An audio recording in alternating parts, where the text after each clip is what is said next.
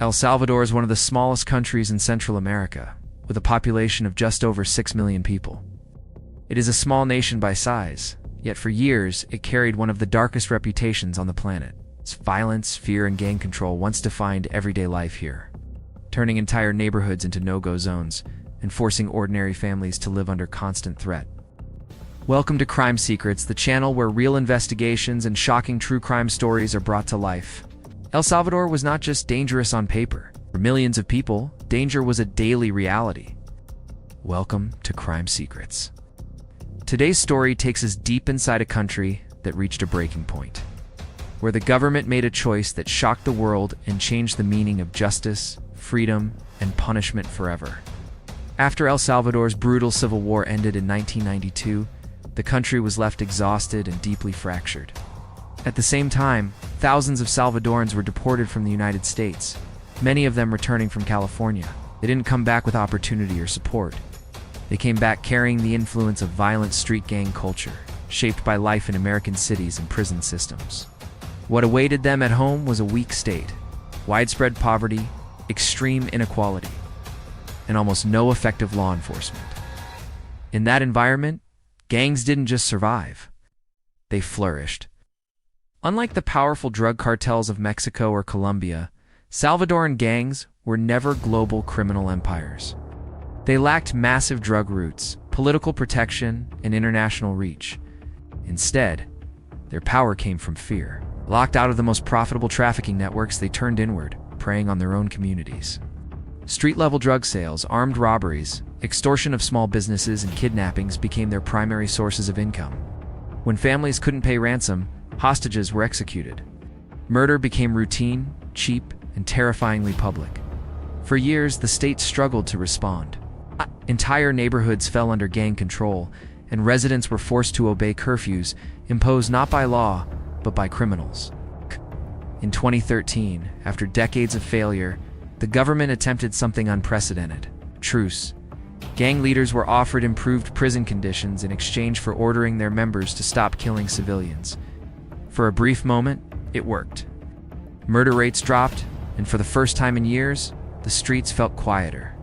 But that peace was fragile, and it was built on compromise with violence. When a new government came into power, that compromise ended. Officials announced that the state would no longer negotiate with criminals under any circumstances.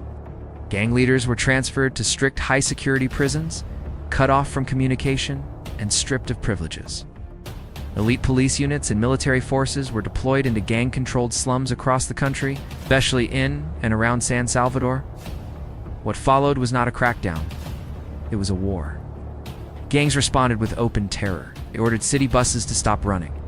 Drivers who refused were hunted down and executed inside their vehicles, sometimes in front of passengers.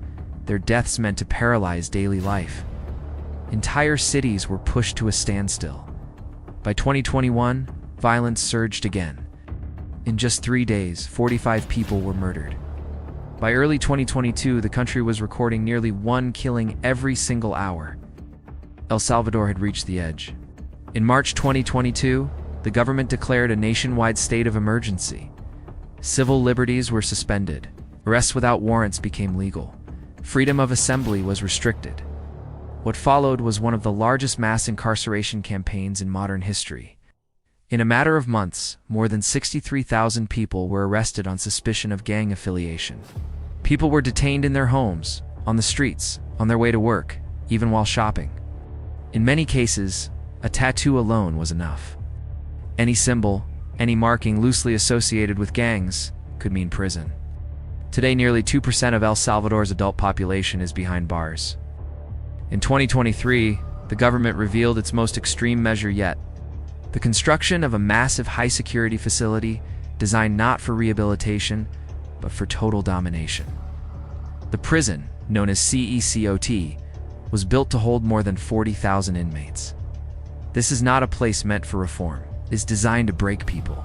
Cells hold over 100 prisoners at a time, with beds for only 80. The rest sleep on bare concrete floors, fighting exhaustion, hunger, and each other for space. There are no personal belongings, no programs, no comfort, only control. The prison covers an area of 166 hectares, surrounded by 11-meter-high electrified concrete walls. Watchtowers rise above the compound, while hundreds of surveillance cameras monitor every movement around the clock. Security is enforced by hundreds of soldiers and police officers, all authorized to carry automatic weapons and use lethal force if necessary.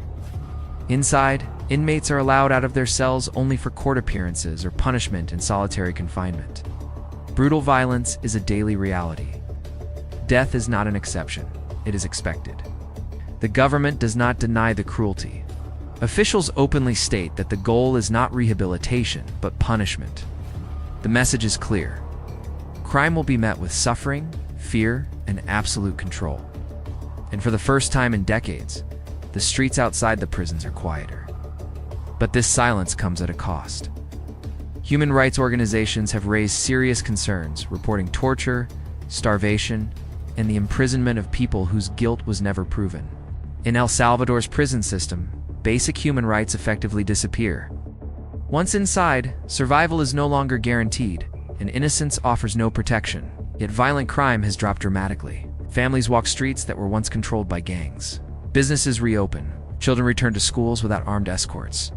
The country feels safer, but the price of that safety is written in concrete, steel, and human suffering. So the question remains, did El Salvador save itself, or did it trade justice for control?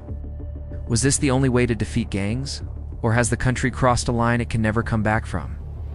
The answer depends on where you stand, and how much freedom you are willing to sacrifice for peace.